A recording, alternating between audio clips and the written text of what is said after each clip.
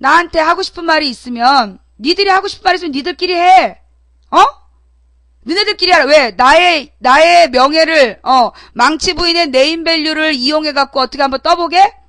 망치 부인 방송을, 망치 부인의 목소리를 한번 내보내서, 방송에서 떠보고 싶어서? 그래서 지금 날 이용하고 싶은 거야? 너무 우습잖아? 스스로 자력갱생 해야지. 요즘에 말이에요, 개나 소나, 그 신입 기자들이 망치 부인 까는 기사 써가지고, 혹시 망치 부인 팬들이 좀 읽어주지 않을까? 망치 부인 시청자들이 관심을 좀 가져주지 않을까 해가지고, 내 기사를 쓰거나 말이에요. 망치 부인 욕을 써가지고 블로그에 한번 좀 불러보고 싶은 그런 충동을 느낀 애들이 많은 것 같아. 정신들 차려. 아, 나의 이 드높은 인기? 예. 좀 웃기고 자빠졌어. 내가 이렇게 만만해 보이니? 까불지들 마라. 근데 방송 튼 건 잘못인데, 아까 통화 거신 분이 좀 정중하게 말씀하신 것 같은데, 조금 진정하시고 토론을 하심이? 뭘 정중해요? 나하고 내가 전화를 딱 했는데, 지금 자기네가 방송을 한다면서 지 말만 쭉 했다니까요? 그래서 끄는 거예요. 왈츠님, 좀 공정해지세요. 허락 없이 방송으로 내 목소리를 내보내면서 자기 말만 주장한 거 내가 지금 허락했습니까? 내 방송에 전화한 거는 내가 방송하는 거 알면서 전화한 거죠. 하지만 지네들이 방송을 하면서 나한테 알리지도 않고 내 목소리를 함부로 따? 이것들이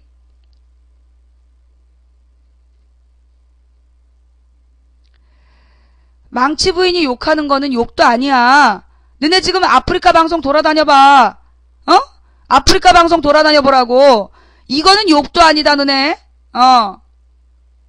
아주 진짜 이 방송을요, 예. 지금 이 방송을 방해하려고 아주 환장들 했어.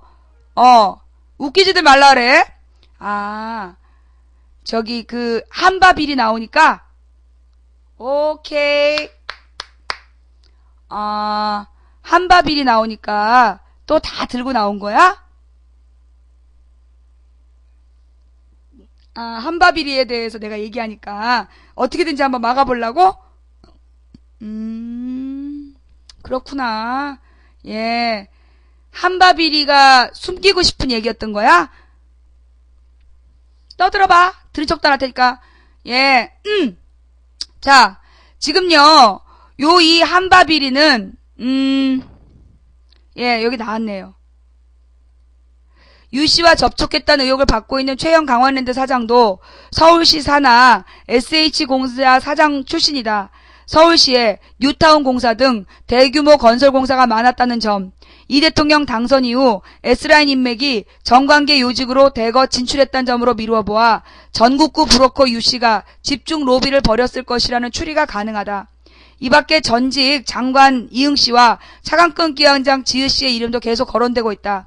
검찰은 유씨의 진술에만 의존해 수사를 진행할 수 없다며 선을 그었지만 관련 증거 확보를 위해 수사력을 집중하고 있는 상태다.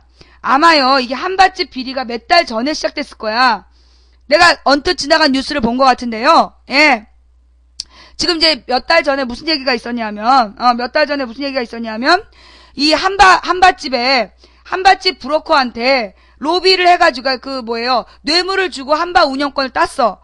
그래가지고 한밭집을 운영을 했는데 한 달 빌리고 2달 빌린 다음에 건설회사가 부도 나갖고 그 로비도 했고 식당 밥도 자기 돈으로 먹였는데 그거를 받지 못한 거야. 그 기사 기억나세요?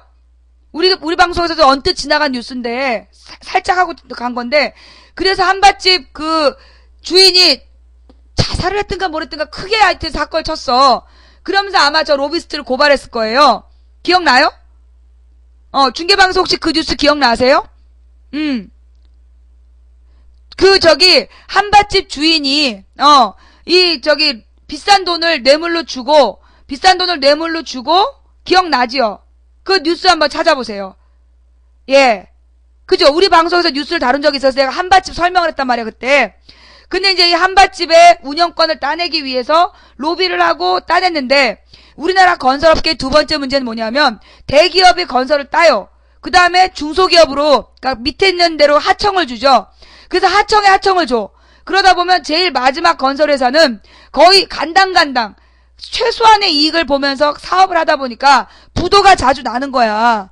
근데 그러다 보니까 한밭집 운영권을 위해서 뇌물 주고 들어간 사람이 엄청난 손해를 본 거예요. 도합해갖고 몇 천만 원. 예. 예. 시청자 게시판에 쓴다고 다 읽어주는 거 아니고요. 시청자 게시판에 쓴 내용 중에 들을 만한 내용만 읽어드립니다. 예. 예. 자, 지금요, 그 뉴스가 지금 어디 나와 있어요? 그 뉴스 기억나세요? 그래가지고 아마 이 한밭집 비리가 조사가 됐을 거야. 그래가지고 아마 잡힌 게 저 사람일 거고, 근데 저 사람을 캐다 보니까 뭐가 나와? 저 사람을 캐다 보니까 이명박 대통령과 친한 사람들의 명단이 줄줄이 나오고 있는 거예요.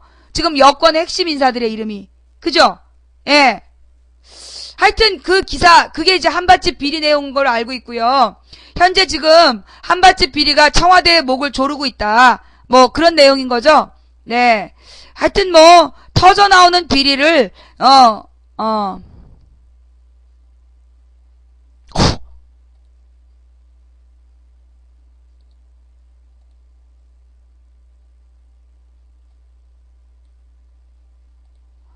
MBC 한밭집 유씨 500억대 뇌물 뿌렸다. 한밭집 사업권 900여 개 되팔면서 1천억 벌어.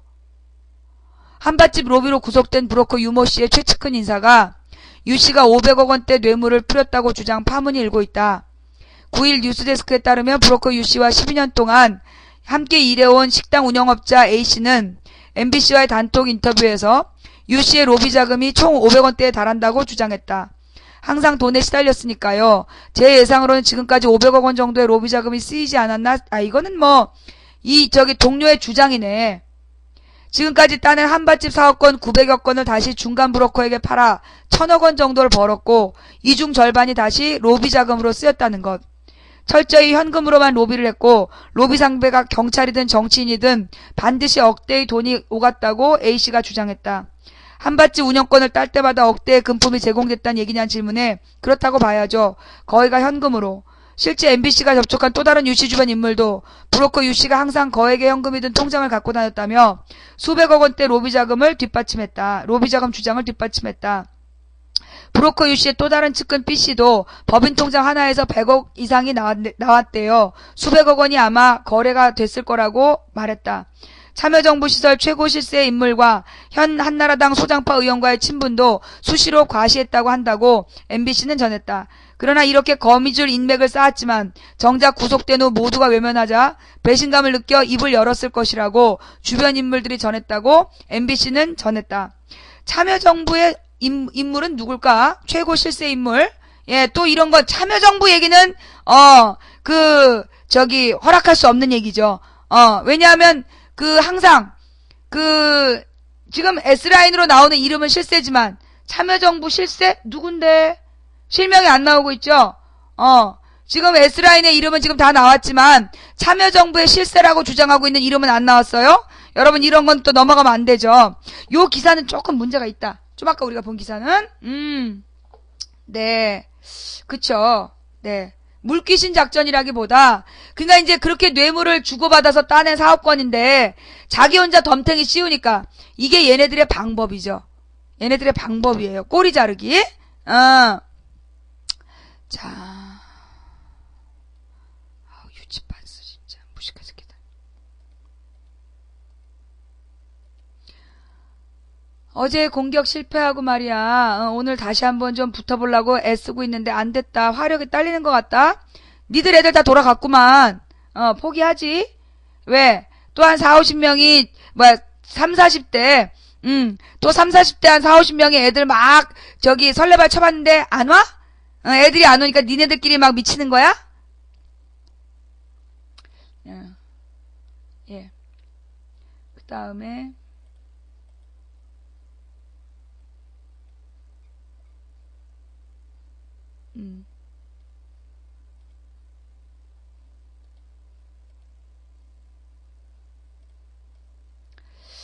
이상돈, 아주 색다른 레임덕 현상이 발생하고 있다. 왜 MB 의혹 공신들이 크게 대우받을까? 모든 건 MB가 문제. 이상돈 법대 교수가 12일 당청 간 극한 갈등을 빚고 있는 정동기 파동과 관련 이게 다 모든 것이 이 대통령 때문이 아닌가 싶다고 이명박 대통령에게 직격탄을 날렸다.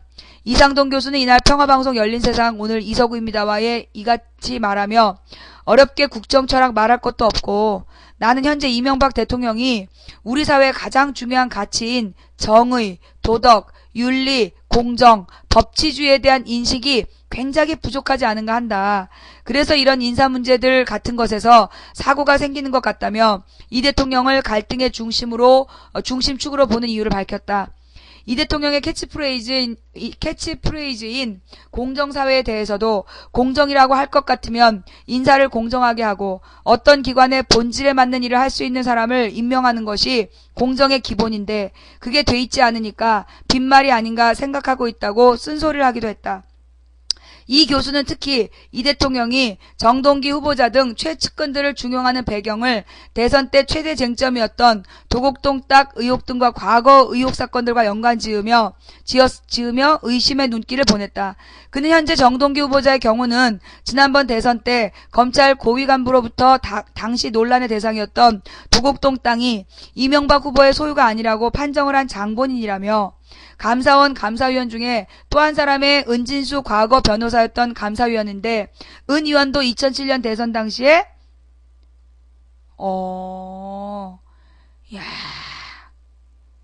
대선 캠프에 있었다. 그러니까 이제 자기 대선 캠프에 있었던 사람들을 감사원으로 꽂은 거죠.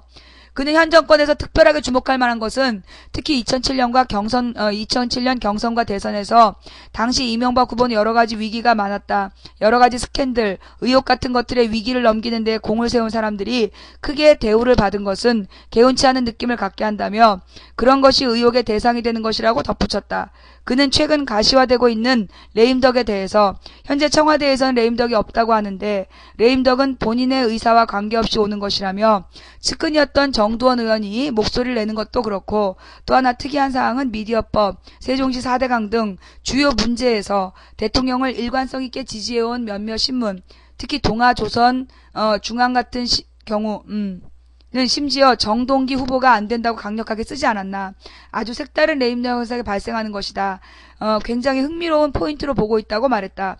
레임덕 가시화에 대한 청와대의 불안과 반발에 대해서도 문제는 이 정권이 과연 정치를 순리적으로 했느냐 그렇지 않느냐가 이런 문제를 발생하지 않았겠나. 순리대로 숙명대로 정치를 원만히 했으면 이런 걱정을 할 필요가 없는 거다. 아름다운 퇴장을 당당히 준비할 수 있을 것이다. 그렇지 않은 것을 느끼니까 초조해하는 것이다. 그는 구제역 와중에 이 대통령이 한가로이 뮤지컬을 관람한 데 대한 비판 여론과 관련해서도 이게 엄청난 사건 아니냐. 이 구제역이. 근데 큰 문제인데 대통령이 신년사에서도 한마디 안 했고 그 후에 진정한 모습으로 구제역 문제를 말한 적이 없다. 반면 G20에 대해서는 수도 없이 많이 이야기했고 온갖 것이 G20이고 다음에 고급 호텔에서 하는 G20 관계 행사가 한둘이 아니었다. 사정이 이러니까 이건 아니라고 보는 것이고 공무원들이 순직을 하는 상황인데 뮤지컬에 갔느냐고 말이 나오고 있는 것 같다며 대통령이 너무 관심이 없다. 도대체 대통령은 국민의 민생에 관심이 없는 것이 아니냐는 비판이 나올 수밖에 없는 것이다. 그는 이재호 특임장관 등의 개헌 드라이브에 대해서도 제일 중요한 것은 현 정권을 많은 국민들이 제왕적 대통령이라고 느끼는 경우가 많다는 것이라며 그것은 현 정권이 여론과 민심을 무시한 거의 폭주식의 정치를 해서 그런 것이지 이것은 헌법 구조 문제는 아니다라고 일침을 가했다. 예. 한마디로 이명박 대통령이 말이에요. 지금 기를 쓰고 막고 싶지만 이미 레임덕은 시작이 됐다. 한밭집 비리도 그렇고 정동기 사태 파동도 그렇고 문제는 지금 이명박 대통령은 본인의 잘못을 모른다는 거야. 왜 이렇게 문제가 벌어지고 있는지 상황을 이해하지 못하기 때문에 사태가 계속해서 악화되고 있다는 거죠. 검찰이 한만호 사장을 기소하기로 방침을 세웠어요. 이거는 폴리바기닝 논란. 이건 뭔지 지금 시간이 없으니까. 이걸 좀 한번 해야 돼. 계속 지금 해야지 하면서 못한 건데요. 이것도 정말 심각한 뉴스예요. 원래 내가 이제 쿠키뉴스는 잘 안 다루는데 하루 식대 300원 폐지 팔아 밥 먹었는데 홍대 청소부 아주머니의 눈물. 하루 밥값 300원 아시나요? 폐지 팔아 밥 먹었는데 그거마저 뺏어가다니. 고용승계와 처우 개선을 요구하며 지난 3일부터 교내에 점거 농성 중인 홍익대학교 미화원이 하루 식대가 300원이 된 이유를 털어놓으며 눈물을 흘렸다. 교내에 폐지를 주어 판돈으로 쌀을 구입해 점심을 해결해 왔는데 학교 측이 몇 개월 전부터 폐지 판매 대금을 챙겨갔다는 것, 대신 1인당 한 달 식대비 명목으로 9,000원씩을 줬다는 것이다.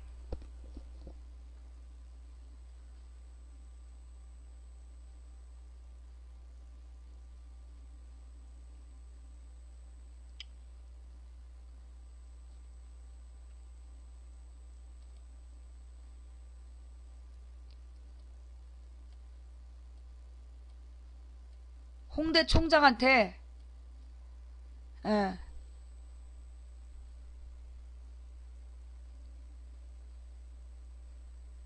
홍대 총장한테 하루에 300원씩 주고 5개월 동안 밥 먹으라고. 300원을 벗어나면 이거는 이 홍대 총장 이거 구속시켜야 돼. 이게 진짜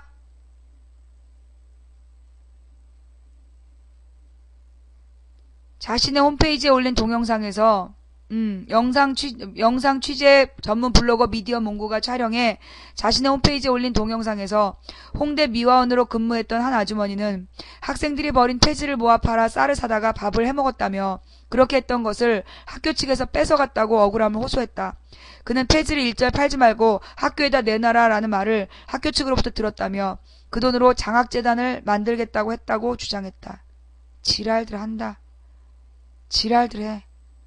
학교 측이 폐지 판매 대금을 챙기면서 대신 쌀 구입비 명목으로 한 달에 1인당 9,000원을 지급했다면서 그것도 받은 지 몇 개월 안 됐다고 말했다. 하루 식대 300원은 근무일수로 따져서 나온 것이다. 그러나 학교 측은 어머니들은 업무는 미화 업무로 이들이 모든 폐지 수입은 학교 측이 관리하는 게 맞다면서도 폐지 판매 대금으로 장학재단을 설립하는 것은 사실이 아니라고 부인했다. 그러면 그 돈 뭐 했니? 식대 지급 후 용역업체의 요구사항은 많아졌다고 했다. 특히 휴식시간과 점심시간에도 제대로 쉴 수 없었다는 게 아주머니의 주장이었다. 그 돈을 주면서 점심시간에 나가지 말라고 했느냐고 질문하자 아주머니는 진짜 9,000원을 주니까 11시부터 12시 휴식시간과 점심시간인 12시부터 1시 사이에도 밖으로 못 나가게 했다고 주장했다. 학교 측이 9,000원을 줬으니까 그걸로 밥 해먹고 나가지 말고 쉬는 시간에 외출도 못하겠다고 말했다. 돈 줬으니 자리를 지켜라 이거다. 이 시간에도 만약에 어디가 청소할 게 있다고 해서 부르면 가야 한다고 허탈했다. 동영상이 올라온 미디어 몽고 홈페이지와 각종 온라인 각종 커뮤니티는 홍대의 야박한 행동을 지적하는 글이 잇따랐다. 학생들에게 받은 등록금을 어디에다 쓰고 아주머니들이 모은 쌀 짓는 돈을 빼서 교비로 사용하는지 이해가 안 된다고 지적했다. 찰스라는 네티즌은 쥐꼬리만한 월급에서 식대까지 떼고 나면 뭐가 남는다고 그러냐면서 학교와 구내식당 측이 합의해 미화원 아주머니들에게 식사를 제공하거나 싸게 먹을 수 있게 도와드리는 것이 맞다고 주장했다. 점심값 줬다고 나가도 못하게 하는 것은 현대판 노예나 다름없다며 교직원도 자기 자리에서 앉아 점심을 먹는지 궁금하다고 분통을 터뜨렸다. 이에 대해 홍대 측은 폐지나 재활용품은 학교 자원으로 일괄 매각해 학교 예산으로 편입되는 게 원칙이라며 그동안 미화원들이 궁여지책으로 폐지를 판매했던 것이지 학교 측에서 갑자기 그들의 식대를 뺏은 것이 아니라고 해명했다. 9,000원 식대 논란에 대해서 용역업체에서 산재보험이 인하돼 절감된 부분을 돌려주면서 적당한 명목을 찾지 못해 9,000원이라는 돈을 식대로 지급했던 것으로 알고 있다고 말했다. 정말 야 홍익대 그래서 지금 네티즌들이 이름을 바꾸라는 거죠. 예, 홍익이라는 건 넓을 홍자에 이로울 이자예요. 여기 홍대 총학생회는 진짜 학교 편인데 연세대 총학생회에서 어저께 밥통 2만원 가하고 쌀을 20kg 들고 왔어요. 제가 감격해서 울었어요. 나도 몰라. 울지 마세요.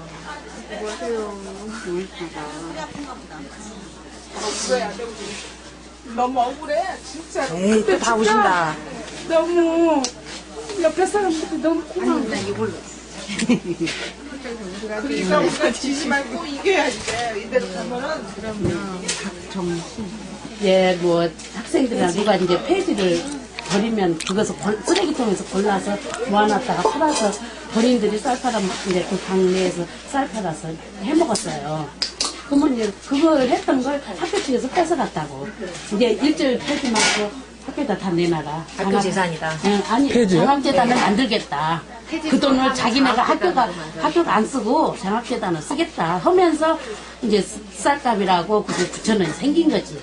그 지금 몇 개월 안 됐어요. 그것도 한 4번, 5번 그 정도에 하여튼 10번도 안 되게 1년도 안 되게 준제 뭐 얼마 되지도 않아요. 근데 그거 주면서 점심시간에 막 예, 나가지도 예, 못해요. 진짜요. 그거는 수십 번도 진짜 얘기한 거예요. 그 9,000원 주니까 11시부터 12시까지가 휴게 시간이고, 저기, 12시부터 1시가 점심시간이거든요? 못 나가게 하는 거예요. 그거 9,000원 줬으니까 그걸로 밥 해 먹고 나가지 마라. 외출도 못 하게. 그러니까 그 돈 줬으니까 여기서 지켜라 이거죠. 그 시간에도 만약에 어디가 뭐 청소할 게 있다 그러면 부르면 가야 돼요, 우리는. 가서 해줘야 돼요. 어디 집을 치워달라 그러면.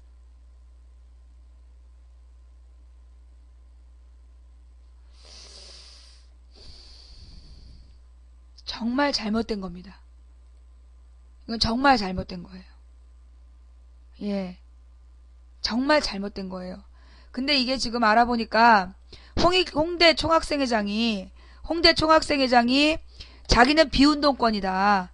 자기는 비운동권이고 이 그 농성을 풀어달라. 공부에 방해가 된다. 농성 풀어달라. 그리고 외부 사람들이 청소부 아주머님들의 투쟁에 들어오지 못하게 했으면 좋겠다. 학교 안의 문제를 풀자. 이래가지고, 아까 그 김여진 씨, 저 사람이 이제 그 대장금에 나온 그 여의사잖아요. 그리고 이제 그들이 사는 세상이라는 드라마에 보면 무슨 작가로 나와. 굉장히 유명한 배우인데, 이 사람이 이 사람이 있을 때, 홍대 총학생회장에 와갖고, 그런 얘기를 해요. 네. 그래가지고, 이 여자가 너무나 상처를 받아갖고 글을 써요. 홍대 총학생회장한테. 그게 인터넷상에서 지금 굉장히 회자되고 있거든요. 예. 네. 예, 장금희의 은여 스승이죠. 제주도에서 가르쳐준. 여러분 있잖아요.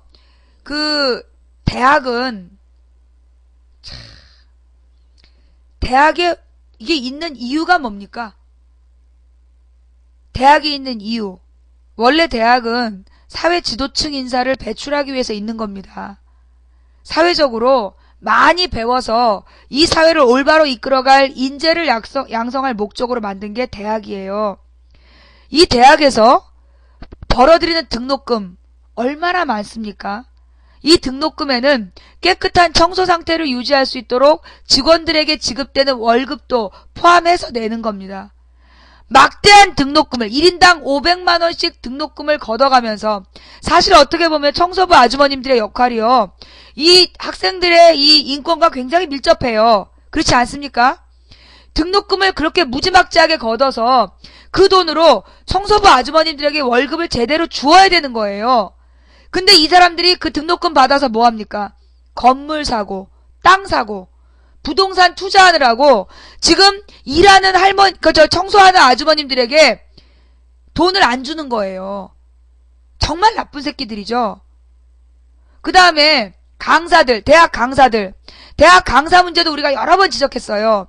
원래 등록금에는 학생들의 교권을 보장하기 위해서 훌륭한 교수들을 데려다가 그들의 교수를 받게 하고 그 교수들에게 높은 돈을 지급해서 높은 돈을 지급하라고 등록금을 우리가 내는 거예요. 근데 1인당 500만원씩 등록금 걷어가지고 강의는 강사들한테 맡기고 늙고 무능한 그 재단 친인척들이 보직교수 하면서 1년에 연봉 1억 넘게 받아갑니다. 그 사람들 돈을 학생들이 다 내주는 거예요. 그리고 남는 돈으로 부동산 사고 그리고 저 어머님들한텐 정말 연봉 100만 원도 안 되는 아주 적은 돈을 주고 부려먹으면서 식비를 9,000원 지급해? 폐지 팔아서 간신히 밥해 먹던 어머니들한테 그 돈 얼마나 된다고? 있는 것들이 더한다는 얘기가 있죠. 그 돈 얼마나 된다고 그 돈 뺏어가지고 그걸로 밥을 해 먹냐? 그 밥 해 먹는 돈을 뺐냐? 정말 우리나라의 부자들이 말이에요. 양심이라는 거를 상실하고 살고 있어요. 이 홍대 어머님들의 투쟁은요, 많은 분들이 관심을 가져야 되고요. 예. 많은 분들이 관심을 가져야 되고, 그런 관심을 갖고 이 문제에 대해서 정말 우리 동네에 어떤 어머님들이 앉아가지고 이제 놀이터에서, 운동하러 오신 어머님들이, 거의 할머니뻘 되신 분들이 얘기를 하는 거예요. 요즘에 대학생들이 데모를 안 하니까, 이명박이가 세상 무서운 줄을 모른다고. 우리 동네 어느 놀이터에서 어머님들이 운동을 하면서 그런 얘기를 하더라니까. 요즘에 대학생들이 데모를 안 하니까 이명박이가 세상 무서운 줄을 모른다고. 도리어 대학 총학생회장이 이 투쟁 지원하러 온 사람들 좀 나가달라고 요청하러 왔더래잖아. 요즘에 거의 데모 안 해요. 전체 학생들 중에 데모한 학생들이 거의 없어요, 대학생들이. 예. 정말 폐지 팔아서 그거 얼마나 이익을 본다고 정말 저런 짓거리 하냐. 예. 이런 거는 진짜 홍대에다가 홍대 사무처에 전화해서 항의 좀 해줘야 돼요. 이거 너무하는 거 아니냐.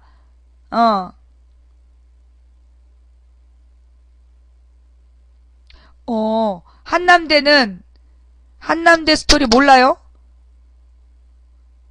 관련 뉴스를요, 올려주세요. 예. 관련 뉴스는 우리 게시판에 올려주시고요.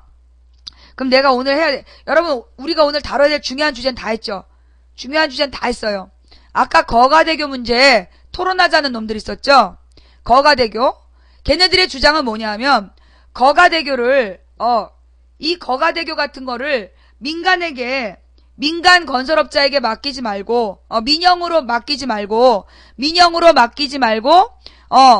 나라에서 운영을 하면, 나라에서 건설을 하면 훨씬 더 비용이 적게 들지 않느냐, 이 주장이에요. 아까 그 주장, 거가대교 주장한 애들이 하고 싶었던 얘기가 그거거든요? 그런데, 도로 민영화, 그게 무슨 정책?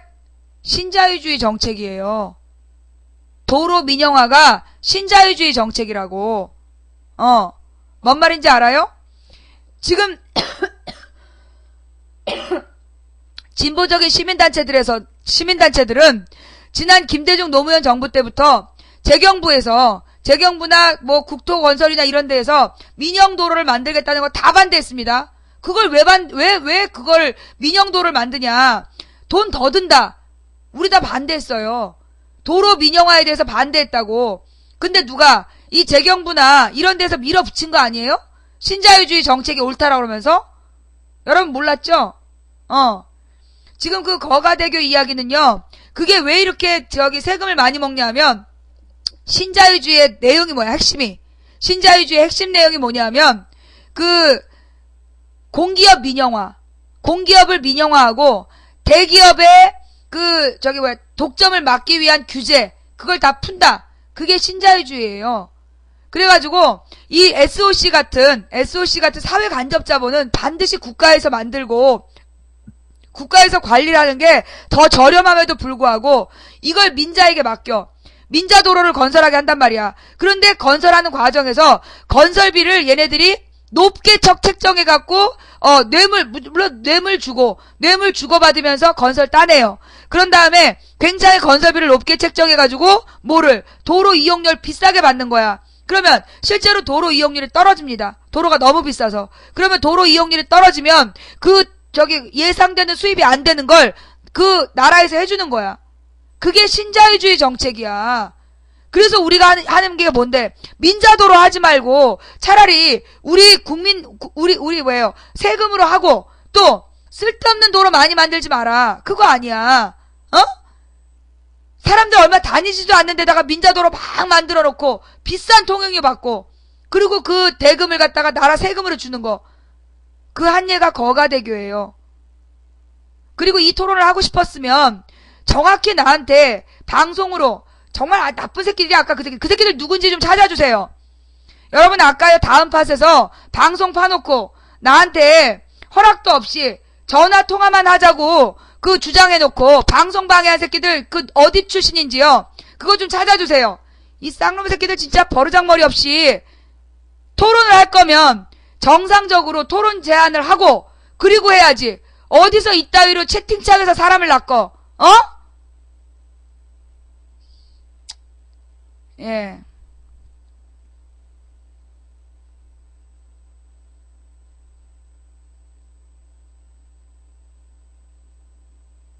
뭐가 50보 100보란 얘기지? 응. 다음 팟에서 방송을 했다고 하고요. 예. 그 새끼들 어디 출신인지 알아봐 주세요. 예. 어디에서 그걸 했고 몇 명이 모여서 작당을 했는지. 우리 방에서는 땡유하고 알친 것 같아. 야, 아까 그 땡유하고 알친지 걔네 아이디 좀 주시고요. 유명세라고 생각하세요? 그 유명세도요. 물론 유명세지. 그러나 이것들이 어디서 예의 없이 이따위로 토론 그래놓고 그걸 또 저기 할 거 아니야. 편집해가지고 망치부인 발렸다. 그러려는 거지? 여러분 보세요. 내가 다시 한번 얘기하는데 서울대생한테 발렸다. 뭘 발려? 누가 발려? 내가 서울대생의 주장에서 인정한 거 딱 하나야. 그 북한 찬양 사이트 그 저기 수시로 드나들어도 국가보안법 위반이 아니라는 주장 그거 하나만 내가 네 말이 진짜 맞다면 내가 인정하겠다. 그거 빼놓고는요. 서울대생이 완전히 발린 논쟁이었습니다. 아시죠? 그 있지도 않은 대법원 판례를 변호사하고 판사한테 자문받았다고 거짓말하면서 시작해갖고 왜 대법원 판례가 있는데 자기 말을 안 믿느냐고 주장하다가 말이 막히니까 인신공격하다가 전화 끊긴 겁니다. 그래놓고 서울대가 발랐다. 개소리하고 돌아다니고 오늘 SBS가 망치부인 꺾었다고 인터뷰를 요청했다는 개소리하고 말이야. 하여간 이런 새끼들은 말이에요. 혼 좀 나봐야 돼요. 예.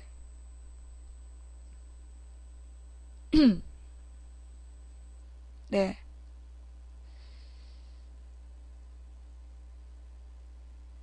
그 저기 방송 진행한 애들이 누군지요? 지네 얼굴 까고 방송한 거예요? 얼굴 까고 방송한 애들인지 누군지 그 저 자료 화면 좀 스샷 떠가지고요. 예, 방송한 화면 스샷 뜬 거 저의 그 사진 게시판에 올려주세요. 누군지 한번 보게. 그쵸. 주유비 너무 많어. 정정 보도를 요청했는데요. 기자가 들은 척을 안 한다니까? 왜냐하면 이게 기자가 허위 기사를 쓰잖아요. 그럼 언론중재위원회에다가 우리가 제소를 해요. 근데 언론중재위원회에서 결론 나는 게 몇 달이 걸려. 그러라는 거야. 언론중재위원회에서 몇 달 동안 시간 끌면서 그동안에 나 병신 만들어 보겠다 이거지. 정말 비겁한 새끼들이에요. 허위 기사 써놓고 언론중재위원회 제소해갖고 판결하는데 오래 걸리니까 그게 몇 달 걸리거든요. 어떤 때는 1년도 걸린대. 그러니까 이제 그때까지 일부러 전화 안 하고 버티는 거야. 나쁜 새끼들. 정말 이거요. 이 기자라는 이름으로 허위사실 유포하고 명예훼손하는 거 이거 진짜 처벌해야 됩니다.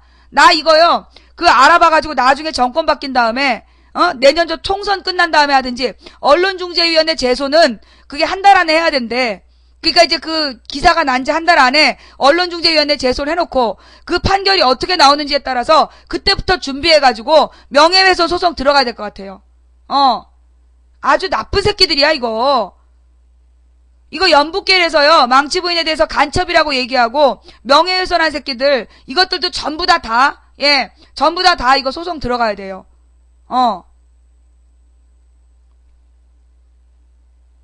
네.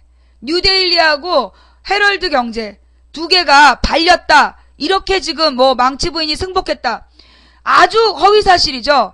망치부인이 인정한 부분은 뭔데? 니네 그 연북계리 주장하는 북한 찬양 사이트에 수시로 들어가는 게 국가보안법 위반이 아니라는 주장 하나.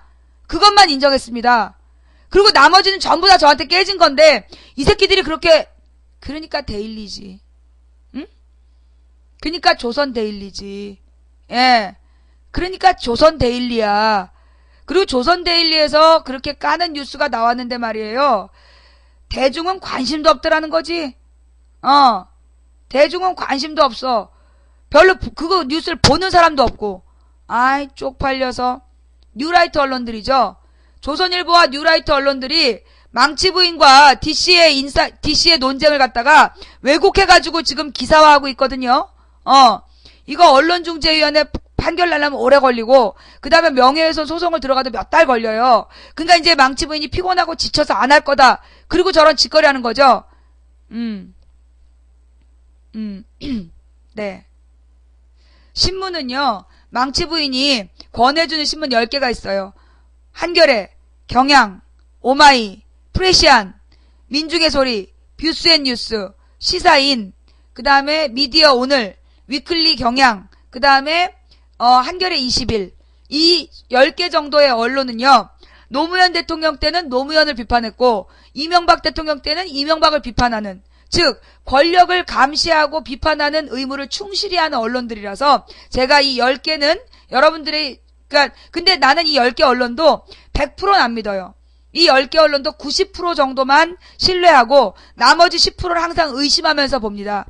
그 밑에 그럼 혹시 이런 언론이 너무나 좌파적이다 뭐 이러면서 고민하는 분들 있잖아요. 좀 중립적인 신문은 그 노컷뉴스, 노컷뉴스나 국민일보, 그러니까 노컷뉴스, 국민일보, 한국일보 이 세 가지가 가운데에서 왔다 갔다 해. 어떤 기사는 친이명박이고 어떤 기사는 우리 쪽에 좀 가깝고, 예, 그래서 왔다 갔다 해요. 그러니까 얘네들은 저기 신뢰율 50%, 노컷, 국민일보, 그 다음에 노컷하고 국민일보하고 한국일보는 신뢰율 50%이고요. 그 다음에 나머지 조중동은 신뢰도는 딱 한 면이죠.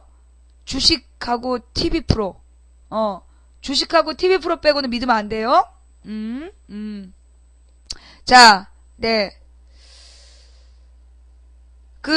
국민일보가 이제 순복음교회에서 펴내는 신문인데요. 가끔 가다 보면, 히트 칠 때가 있어요. 예, 신문 그동안 잘못 보셨죠? 네.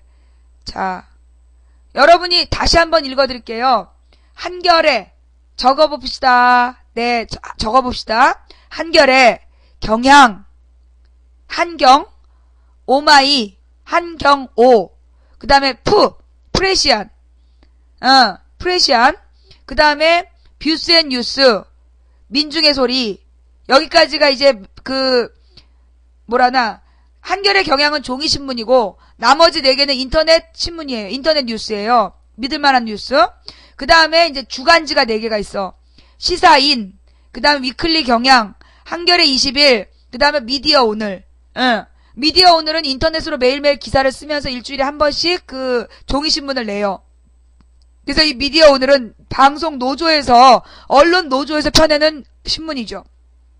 그래서 이렇게, 종이신문 2개, 그 다음에, 인터넷 언론 4개, 그 다음에 주간지 4개, 요거는 우리 망치부인 방송에서 얘네들이 신뢰해요. 이유가 뭐냐면, 노무현 정부 때는 노무현 정부에 대한 가혹한 비판을 했고, 이명박 정부 때는 이명박 정부에 대한 가혹한 비판을 합니다.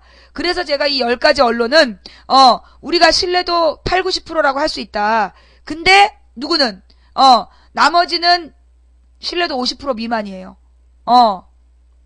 신뢰도 50% 미만. 네.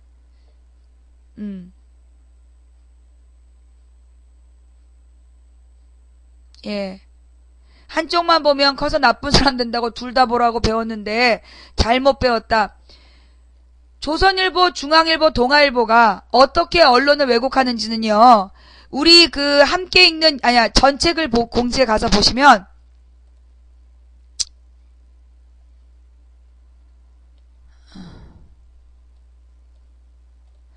여기 자드님이 이제 전책을 보기 위해서 밑으로 쭉 내려가요.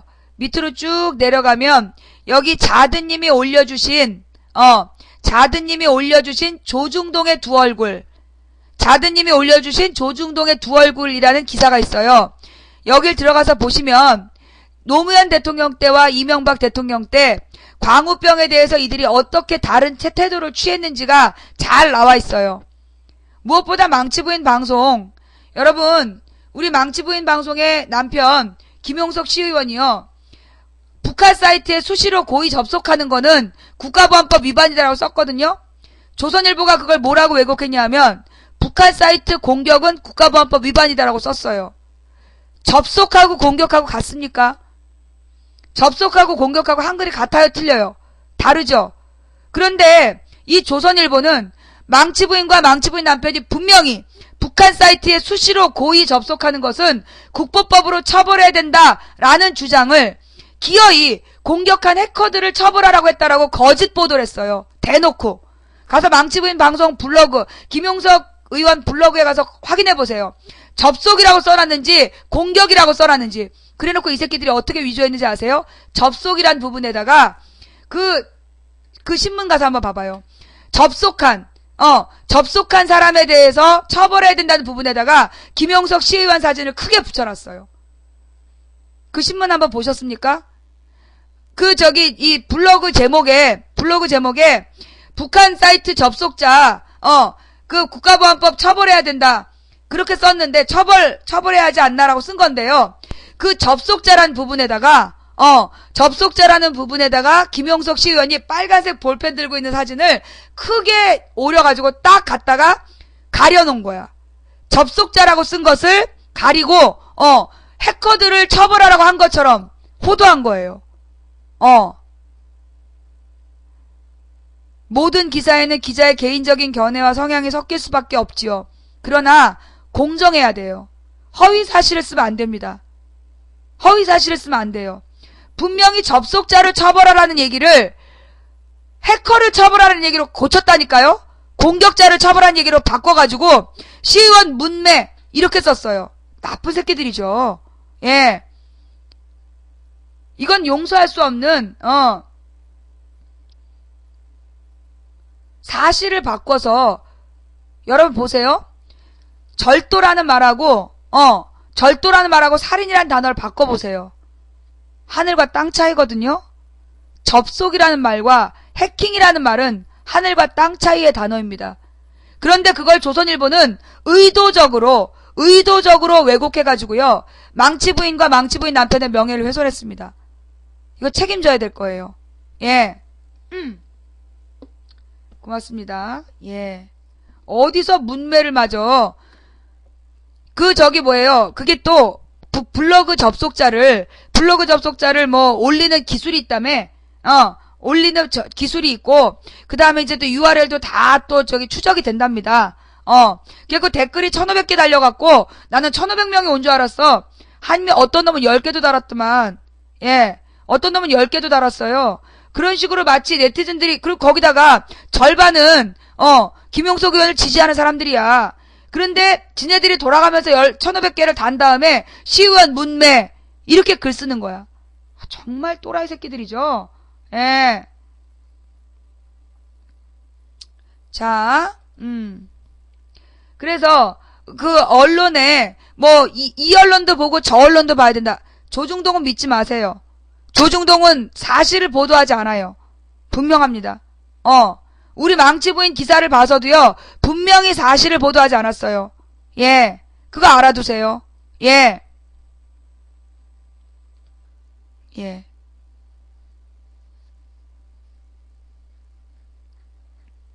네.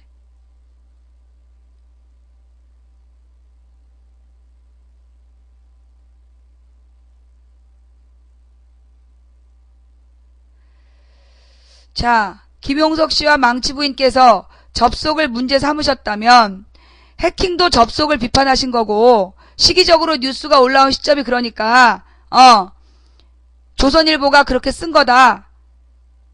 보도한 것으로 보입니다만, 서울대 사회대님, 자, 명확히 위반이죠. 우리는요, 북한 사이트가 우리민족끼리라는 사이트가 있다는 것도 그날 알았어요. 정확한 명칭을 제가 그날 알았고요. 북한 사이트에다가 자, 꾸준히 계시네요. 서울대 사회대님. 북한 사이트에 아무나 접속할 수 없다는 것도 그날 처음 알았어요.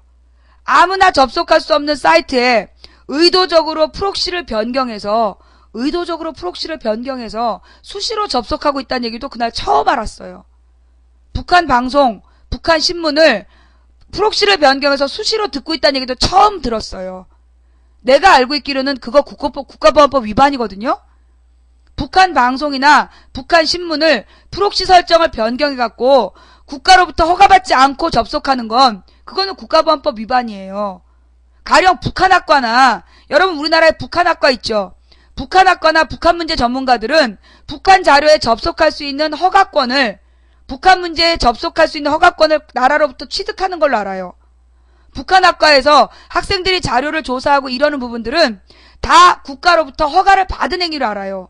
그러나 지금 네티즌들이 정사결에서 북한 사이트로 들어가는 링크를 막 거는 거 국보법 위반이라고 분명히 국정원에 공지되어 있어요. 예. 북한 사이트가요. 이게 또 북한 찬양 사이트잖아. 북한 찬양 사이트에 그 국가가 왜 막아놨겠어요? 북한 찬양 사이트를 왜 막아놨겠어? 북한 찬양 사이트에 접속하는 것 자체가 문제가 되기 때문에 막아놓은 거예요. 그런데 그 사이트를 프록시를 변경해가지고 수시로 들어들었다. 그 사람들이 국가로부터 허락받았다는 걸 증명하지 못하면 다 국가보안법 위반이에요. 국가에서 허가를 받고 접속하는 건 괜찮아요. 그 국가로부터 허가를 받고, 자, 그러니까요, 이번에 해킹한 사람들이 국가에서 허가를 받고 접속해가지고 욕을 했으면 국가보안법 위반이 아니야. 그러나 허가를 받지 않고 그 사이트에 접속을 해가지고 글을 남기고 장난질을 쳤다. 이거에 대해서는요, 국정원에서 판정을 내려줘야 돼요. 국정원에서 그런 행위가 처음이잖아. 우리나라에서 그런 행위가 처음이었거든요. 이거는 이전에 있던 법으로 얘기할 수 없고, 다만 우리가 적용할 수 있는 법은 북한 찬양 사이트에 수시로, 그것도 고의로 접속하는 것이 그동안에는 국가보안법 위반이었거든요. 이 부분이에요. 북한 사이트로 가는 법을 조장하셨다는 걸로 알고 있다. 무슨 얘기지? 예.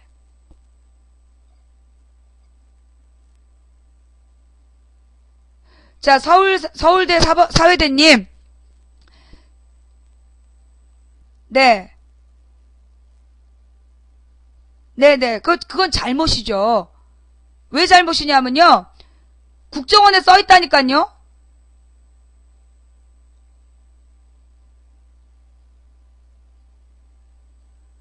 청와대 정무보고서에서 정진석 의원이 언론 보도까지 하면서 이렇게 들어갈 수 있다고 문제 제기한 거죠?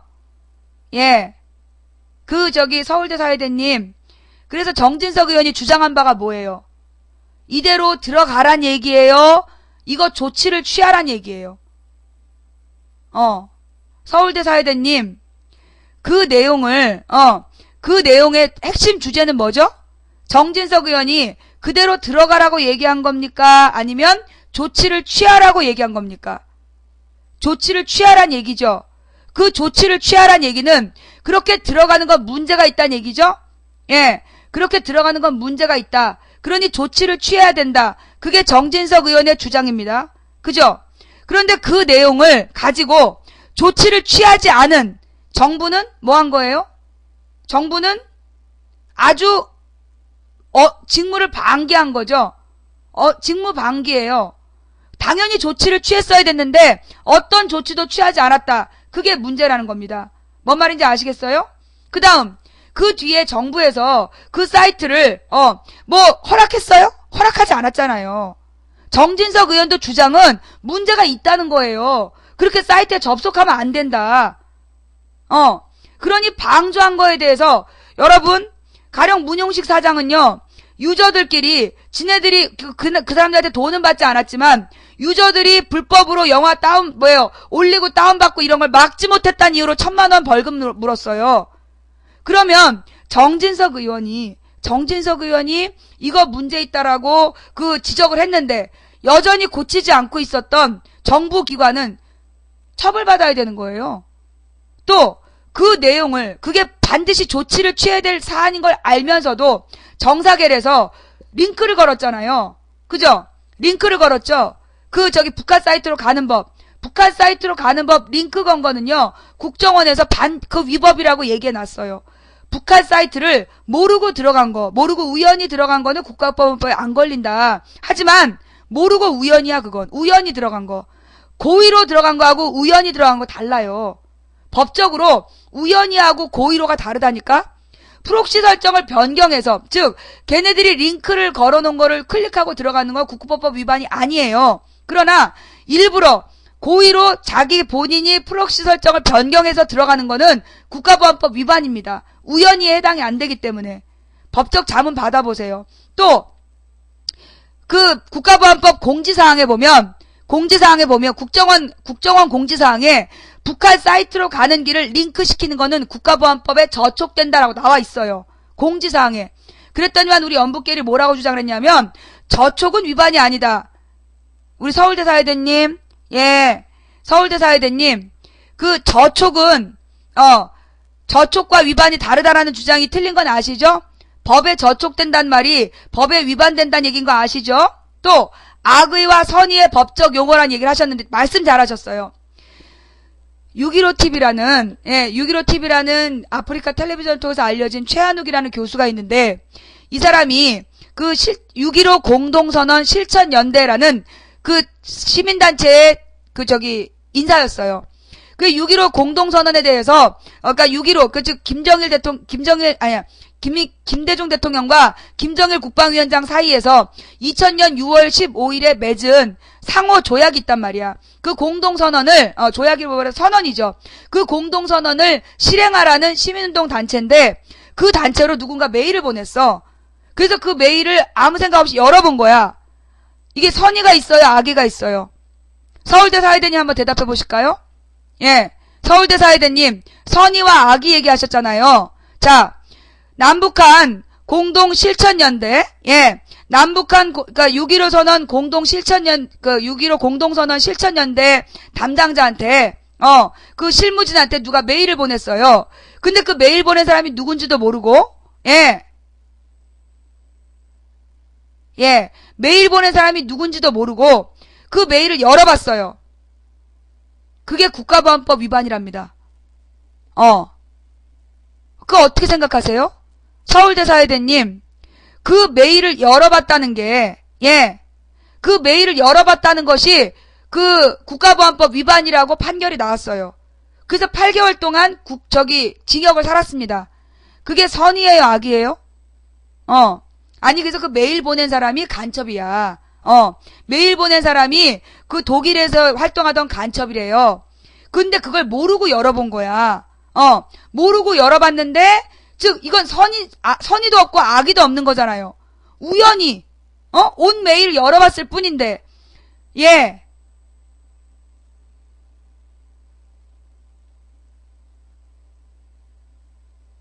모르고를 어떻게 판단하시냐고요?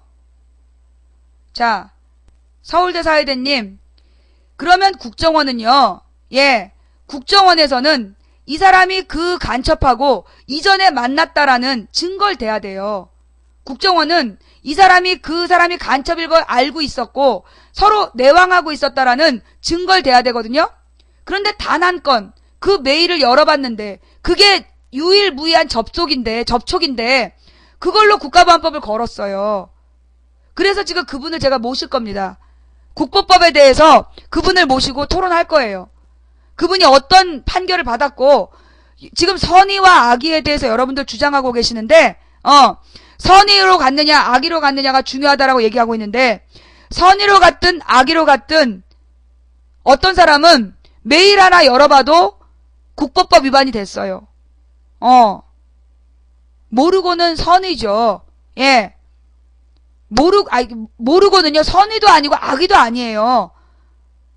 의지를 갖고 있지 않았다니까. 고의가 아니야. 고의로 접촉한 게 아닌데 그러면 간첩이 지나가면서 그냥 만약 나한테 말만 걸어도 내가 국가보안법 위반이라니까.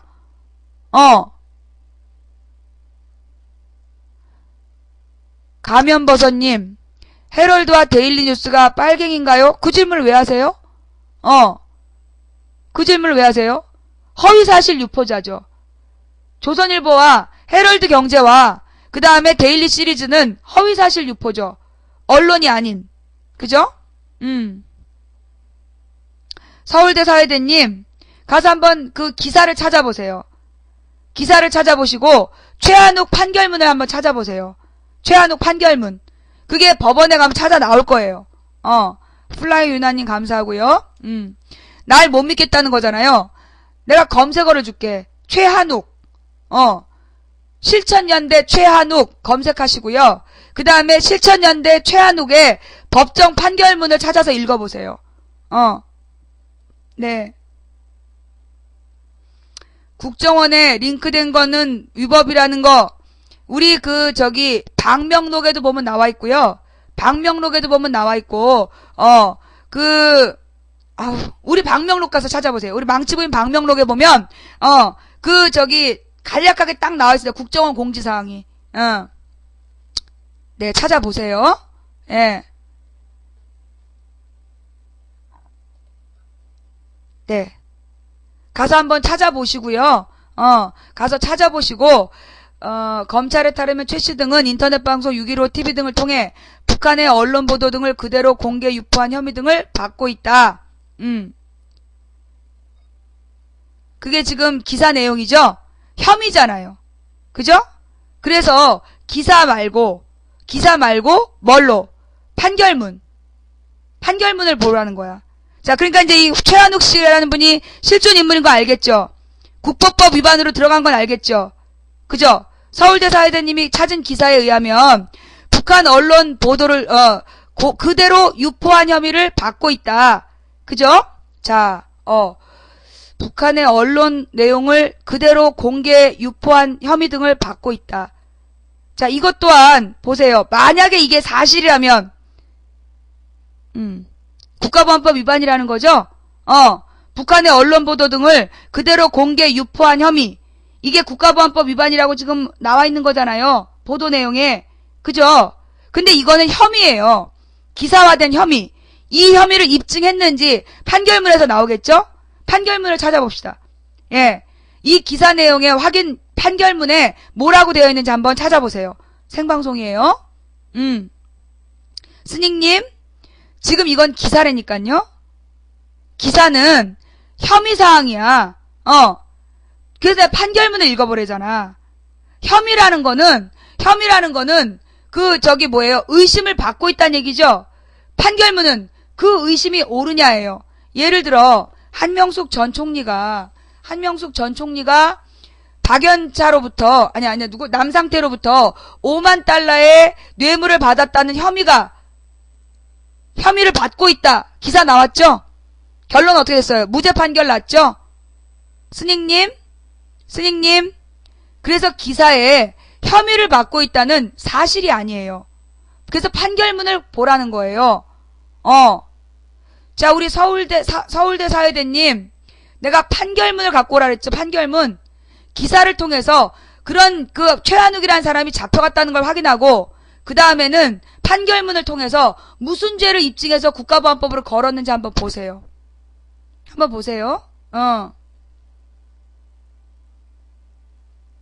판결문은 법원 그걸 뭐라 그러냐? 법원 판결문을 볼 수 있는 사이트가 있다면서요. 예. 대법원에서 운영한다든가 법무처에서 운영한다든가. 예. 가서 한번 찾아보세요.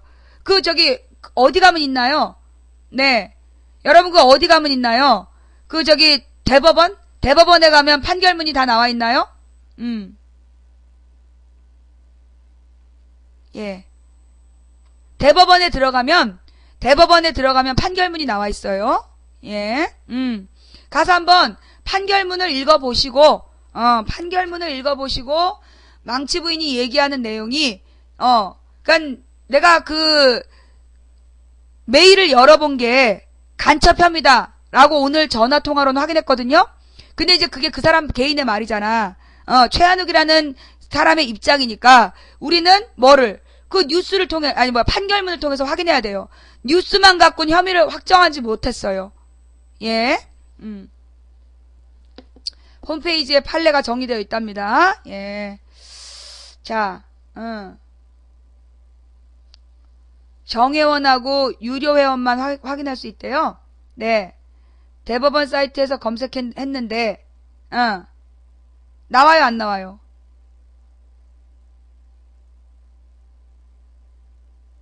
안 나와요? 대법원 사이트에 정회원, 로그인 하셔야 된대요. 정회원으로 로그인 하셔야 돼요. 예. 로그인 하셔가지고, 그러니까 회원가입 하시고, 찾아보시면 여러 가지로 유리할 거예요. 국가보안법에 대한 그 판례들도 되게 많거든요? 국가보안법에 대한 판례들도 되게 많으니까 참조하시고요. 예. 대법원 판례 말고, 그러니까 대법원 판결이 아니라, 대법원에 가면 운영된 홈페이지가, 대법원 홈페이지에 그 판례들이 있어요. 그래서 아마 이건 3심까지 갔는지는 모르겠어. 3심까지 갔는지는 모르겠고요. 한번 가서 찾아보세요. 네. 국회 도서관에 가도 나오나요? 제가 이 최한욱 씨에 대한 부분은요. 제가 뭘 통해서 직접 본인을 모시고 본인의 판결문에 대한 방송을 제가 금요일 날쯤 금요일 아니면 17일 중에 할게요. 그때 토론하러 오세요. 네. 제가 그 최한욱 씨를 모시고 국가보안법으로 진짜 처벌을 받은 사람이 무슨 죄목으로 어떻게 처벌받았는지, 정말로 고의와 악의를 가지고, 이 북한과 접촉한 건지 한번 찾아봅시다. 예.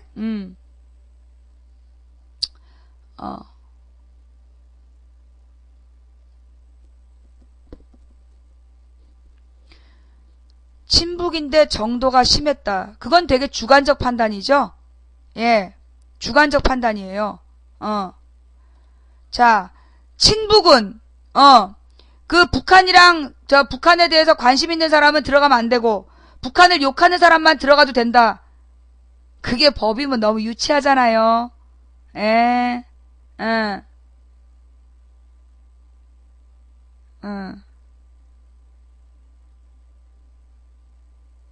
그게 지금 판결문인가요, 서울대 사회대님?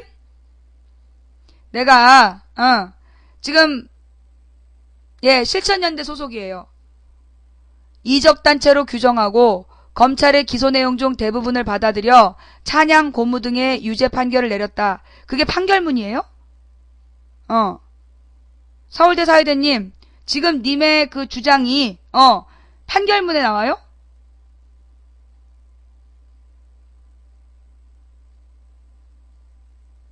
판결문을 기사화한 거는요, 또 못 믿어요. 판결에 대한 기사인가 본데요. 어디 신문에 나온 기사입니까? 예. 어디 신문에 나온 기사인지 봐야 되고요. 예. 이적단체에 규정되어 있는 단체 소속이라는 특단의 사정이 있지 않습니까? 판결문에 대한 기사인데요. 여러분, 판결문에 대한 기사도 오보가 나올 수 있습니다. 예. 판결문에 대한 기사도 오보가 나올 수 있어요. 실예가 어디죠? 예. 실예가 미디어법에 대한 헌재 판결문. 오보였죠? 미디어법에 대한 헌재 판결문에 대한 보도는 당시에 20몇 개인가 40몇 개인가가 오보를 내요. 과정은 위법이나 유효하다. 그거 오보입니다. 예. 민중의 소리. 2심에서는 집유 판결이 나왔다. 집행유예. 예. 민중의 소리면 믿어야 되죠. 그러니까 1심에서는 유죄 판결을 받고, 그 다음에 2심에서, 근데 집행유예면요, 유죄란 얘기거든요? 2심에서도 집행유예라는 얘기는 유죄란 얘기야. 유죄인데 집행을 미룬다는 얘기죠. 예. 플라이위나님 감사합니다. 민중의 소리에 나온 기사에서요. 예, 최한욱 씨에 대한 기사를 다 찾아보세요. 다 찾아보시고요.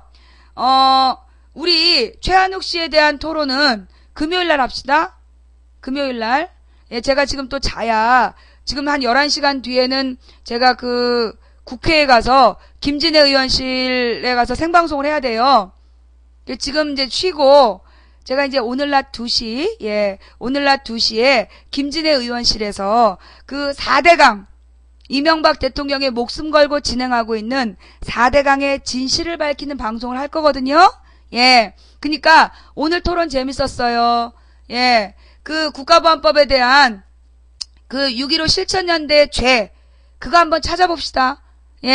그래서 그 6.15 실천연대와 그 다음에 우리 연북계는 어떤 차이가 있고, 어떻게 용서받을 수 있는지. 그 토론은요, 금요일날 이어가죠. 좋은 아빠님 감사합니다. 금요일날 그 토론을 이어가는 걸로 하고, 플라이 유나님 감사합니다. 그 다음에 오늘 목요일은 4대강에 대한 이야기만 해요. 오늘 그 2시부터는 망치 부인이 국회에서 생방송을 할 거예요.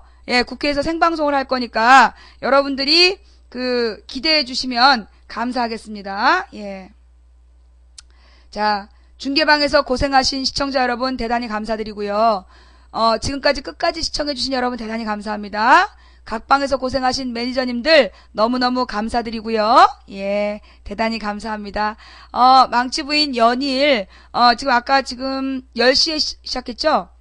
10시에 시작해가지고 지금 5시간 25분째.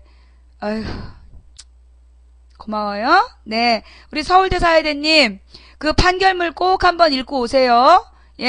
그래서 국가보안법에 대한 토론을 망치 부인의 주제는요, 국가보안법이에요. 해킹이 주제가 아니야. 꼭 알아두세요. 플라이 유나님, 블루올림 감사합니다.